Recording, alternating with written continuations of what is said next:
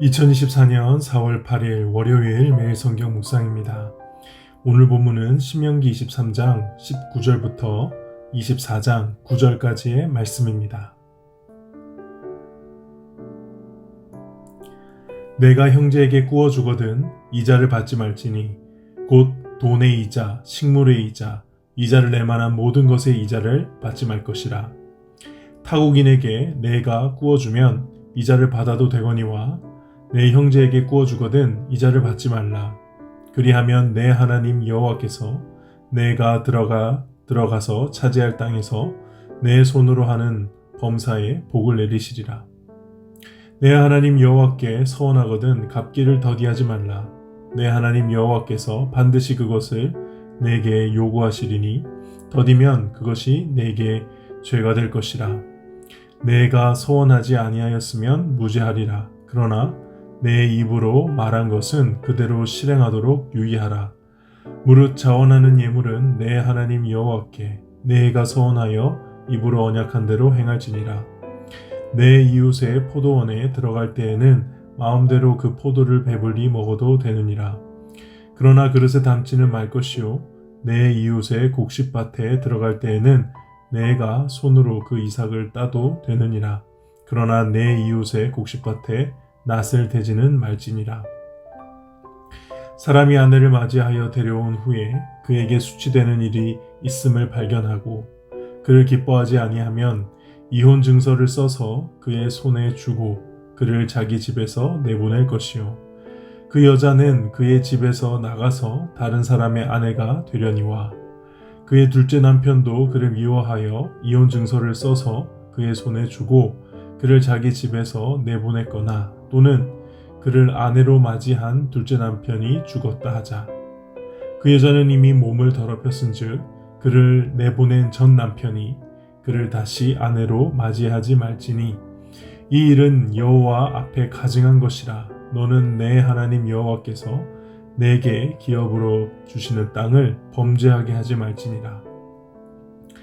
사람이 새로이 아내를 맞이하였으면 그를 군대로 내보내지 말 것이요 아무 직무도 그에게 맡기지 말 것이며 그는 1년 동안 한가하게 집에 있으면서 그가 맞이한 아내를 즐겁게 할지니라. 사람이 맷돌이나 그 윗짝을 전당 잡지 말지니 이는 그 생명을 전당 잡음이니라. 사람이 자기 형제 곧 이스라엘 자손 중 한 사람을 유인하여 종으로 삼거나 판 것이 발견되면 그 유인한 자를 죽일지니 이같이 하여 너희 중에 악을 제할지니라. 너는 나병에 대하여 삼가서 레위 사람 제사장들이 너희에게 가르치는 대로 내가 힘써 다 지켜 행하되 너희는 내가 그들에게 명령한 대로 지켜 행하라. 너희는 애굽에서 나오는 길에서 내 하나님 여호와께서 미리암에게 행하신 일을 기억할지니라. 아멘.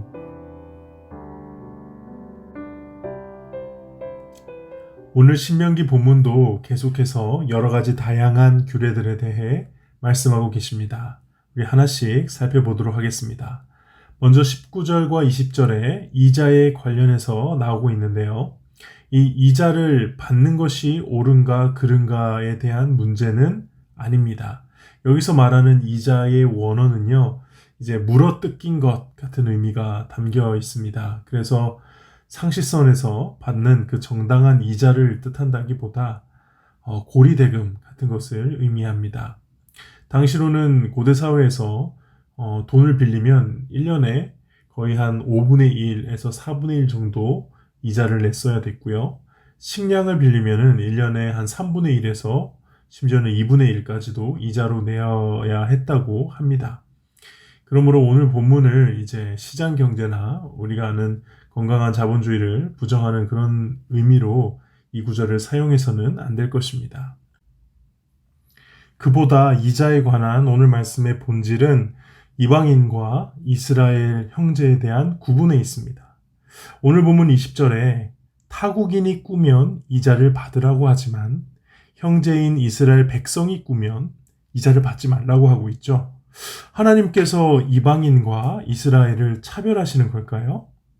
그렇지 않습니다. 타국인이, 그러니까 이방인들이 이스라엘 백성에게 와서 돈을 꾸을 일은 무슨 일일까요? 그건 상업행위죠. 이동이 자유로운 시대는 아니니까 타국인이 와서 이스라엘 백성과 금전 거래를 해야 하는 사항은 보통은 상인들이 무역을 하거나 할 때 일어나는 것입니다. 그럴 때는 당연히 이자를 받아야 합니다. 왜냐하면 이스라엘 백성들도 타국인에게 돈을 빌리면 이자를 줘야 되니까요. 그러나 같은 이스라엘 백성이 와서 돈을 꾸우면 어떤 상황이 될까요? 이것은 어려움에 처한 사람이 와서 돈을 꾸는 겁니다.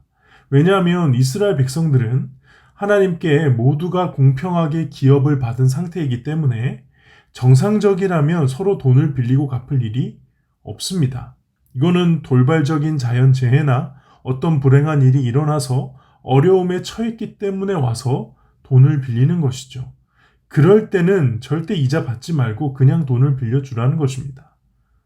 그러므로 의미가 분명해지죠. 이자에 대한 금지가 아니라 내 이웃과 형제에 대해서 너그럽게 행동하고 어려움이 닥쳤을 때 도와주라는 그런 말씀인 겁니다.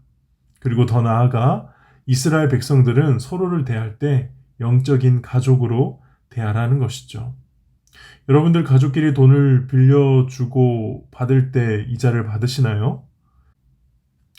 저는 무녀 동남의 외동이어서 형제끼리 돈을 빌려주고 받는 것을 경험을 못 해봤는데, 이제 제 아내에게는 언니가 있습니다. 그러니까 저에게 처형이 있죠. 근데 서로 금전 거래하는 것을 종종 목격합니다. 근데 확실히 이자는 서로 안 받더라고요. 가족이니까. 그래서 이자에 관한 오늘 말씀은 결국 이스라엘 백성들끼리 서로 영적 가족으로 대하라. 이스라엘 너희가 영적 가족이라면 마땅히 이렇게 서로를 대해야 한다. 이런 의미로 이해하면 좋을 것 같습니다. 두 번째 21절에서 23절 서원과 관련해서는요. 제가 보기에는 오늘 본문의 포인트는 더디게 하지 말라는 것, 그러니까 미루지 말라는 것 같습니다. 그때는 마음이 급해서 하나님 앞에 성급하게 하나님이 이렇게 해주시면 제가 이걸 바치겠습니다 해놓고 막상 하나님이 해주시니까 자신이 바치겠다고 한 것이 아까워서 이런 핑계 저런 핑계 대며 계속 그렇게 미루고 있는 상태, 그런 마음, 그것을 하나님께서 지적하고 계신 것이죠. 그리고 서원을 오늘 본문에서 입으로 한 언약이라고 표현했다는 점도 우리가 좀 주목해 볼 필요가 있을 것 같습니다. 그만큼 우리 입으로 하나님 앞에 올려드리는 기도, 그 말들을 조심스럽게 해야 한다는 것이죠. 그걸 강조하고 있습니다. 그래서 쉽게 말해 하나님 앞에서 말조심하라는 것입니다. 하나님 다 듣고 계신다. 그리고 세 번째 24절에서 25절에 보면은 남의 포도원, 남의 곡식 밭에 들어가서 어떻게 먹을 것인가 하에 대한 규례입니다. 이거는 일단 나그네와 같은 가난한 사람들이 굶주림을 해결할 때 지켜야 되는 규례이고요. 그동안 약자들을 보호하신 하나님이셨다면 이번에는 부자들도 가진 자들도 보호하시는 규례입니다. 가난한 사람 입장에서 밭에 있는 거 마음껏 다 따먹을 수 있다고 하니까 그릇 가져다가 더 담아가거나 아예 낫을 들고 가서 추수를 해오고 막 그런 거 하지 말라는 겁니다. 이것은 무엇입니까? 부자의 소유권을 지켜주시는 본문입니다. 동시에 가난한 사람들이 부자가 베풀어 주는 것을 당연하게 생각하지 말고 이건 또한 하나님께서 주시는 은혜이자 또 부자들에게도 감사할 수 있도록 그런 것을 규례로 만들어 주신 것이죠. 네 번째는 24장 1절부터 4절 이혼에 관한 규례인데요. 이 부분이 참 쉽지가 않아요. 그러나 핵심은 이혼이 오용되거나 남용되는 것을 방지하는 것에 이 법의 취지가 있어 보입니다. 왜냐하면 여기서 남자가 여자와 이혼을 할 때 그 이혼의 사유가 수치스러운 일이라고 되어 있는데 이게 정확하게 어떤 의미인지는 알 수가 없어요. 일단 절대 간음은 아닙니다. 만약에 간음이었다면 바로 돌로 쳐서 죽임을 당했겠죠. 그 상대 남자와 함께. 그런데 남자 입장에서 이혼 서류를 써줘서 이혼을 한다는 건 이게 이혼 결정을 오로지 남자만 할 수 있던 시대니까, 그러니까 본인이 마음이 변해놓고 어떤 핑계거리를 가져다 대서 아내를 버린 것이라고 볼 수도 있습니다. 거기에 하나님께서 이혼 증서를 반드시 쓰게 하셔서 일단 여자를 보호하시죠. 다시 재혼할 수 있도록. 이 이혼 증서가 있는 여성이 재혼을 하는 것은 죄가 아니거든요. 그래서 이렇게 여자를 보호를 일단 하고요. 그런데 그렇게 다시 재혼한 여성이 또 이혼을 당하거나 혹은 남편이 사별했다고 해서 이 첫 번째 남자가 그 여자를 다시 데려오는 것을 금지시키는 겁니다. 너하고는 이미 끝이 났다는 것이죠. 그 여자가 또 다른 남자와 재혼을 하는 것은 괜찮지만 넌 아니라는 것입니다. 이미 남자의 무자비한 행동으로 한 여자를 부정한 여자라고 막 모든 사람 보는 앞에서 선언을 강요해서 이혼을 해버렸기 때문에 이 오늘 본문에도 이 여자가 더럽혀졌다고 하잖아요. 근데 이건 누구 때문입니까? 이 남자 때문이잖아요. 가늠한 것도 아닌데. 그래서 일종의 가해자가 다시 피해자와 함께하는 것을 막으시는 것이면서 동시에 이혼을 결정할 때 이제는 앞으로 신중해라. 함부로 하지 마라. 여기서 이혼하면 진짜 끝이다. 어떤 경우에도 다시 너에게 허락되는 일은 다시 결혼이, 재혼이 허락되는 일은 없다. 이렇게 경고하시는 것으로 오늘 본문을 볼 수 있는 것이죠. 그리고 그 뒤에는 이제 여러 가지 또 규례들이 계속 나오고 있죠. 5절에는 신혼인 남자는 군복무를 비롯한 여러 의무에서 면제되는 걸 통해서 하나님께서 얼마나 그 남녀가 함께 이루어가는 가정을 소중히 여기시는지 알 수 있는 부분이고요. 6절에서 전당을 잡혔더라도 생존의 가장 기본이 되는 맷돌을 가져가지 말라고 명령하심과 또 7절에 유괴를 금지하는, 유괴한 자는 반드시 죽이라는 명령을 통해서 이 한 사람의 생명이 얼마나 존엄한지를 또 강조하십니다. 그리고 마지막으로 8절에서 9절까지는 나병이라고 되어 있는데 아마도 몸에 생기는 전염병, 그런 전염성이 있는 피부병들을 말하는 것일 겁니다. 이런 것들은 이미 레위기에 어떻게 해야 되는지 다 말씀해 주셨거든요. 그래서 레위 사람, 제사장들이 그 말씀대로 할 거니까 거기에 순종하라고 말씀을 하십니다. 오늘 본문으로 이제 한 가지 함께 좀 묵상해 보고 또 적용하기를 원하는데요. 무엇이냐? 금지 명령만을 잘 지키는 것이 신앙생활이 아니라 금지 명령 속에 숨은 하나님의 뜻을 발견하고 하나님께서 기뻐하시는 것을 하려는 것이 참된 신앙생활이라는 것입니다.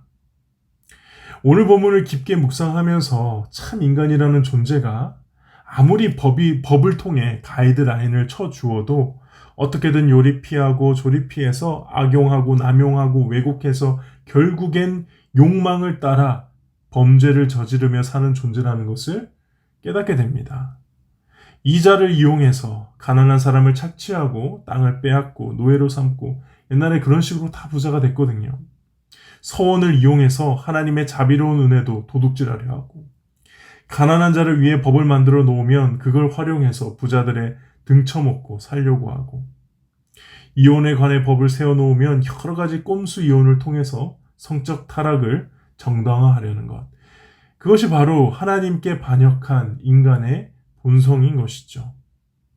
선악과에 대해서 정령 죽으리라 했던 그 분명한 하나님의 말씀을 죽을까 하노라로 변형시켜서 받아들였던 것처럼 어떤 하나님의 말씀과 명령도 우리는 우리의 욕망으로 왜곡, 변질시킬 위험이 항상 있는 것입니다. 사랑하는 동역자 여러분, 그러므로 오늘 본문과 같은 말씀은 그냥 난 이거는 안 하니까 나는 문제 없겠구나 이런 식으로 생각하고 넘어가서는 안 됩니다. 나는 이자 안 받으니까, 나는 서원 잘 지켰으니까, 아예 나는 서원도 안 했으니까, 나는 구제 받을 때 그래도 선을 잘 지켰으니까, 난 이혼 안 했으니까 이런 식으로 단순하게 적용하면 안 된다고 생각합니다. 이자를 받지 않는 것을 넘어서 손해보더라도 어려운 형제 자매를 더 적극적으로 돕는 것이 필요합니다. 서원을 잘 지키는 것을 넘어 하나님께서 나의 인생을 책임져 주심을 믿고 어떤 상황에서도 감사와 믿음으로 나아갈 수 있는 것이 필요합니다. 포도원에서 정당한 방법으로 허기를 면하는 것을 넘어서 나도 언젠가 하나님께서 축복해 주시면 더 많은 가난한 사람들을 돕겠다고 다짐하며 지금의 이 어려운 상황을 포기하지 않고 최선을 다해 사는 것이 필요합니다.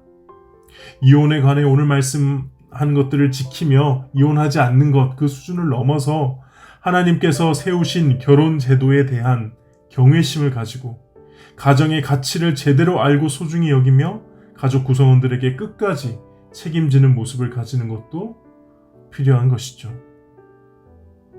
하라는 것만 하고 하지 말라는 것만 안 하는 것은 그냥 종교 생활일 뿐입니다.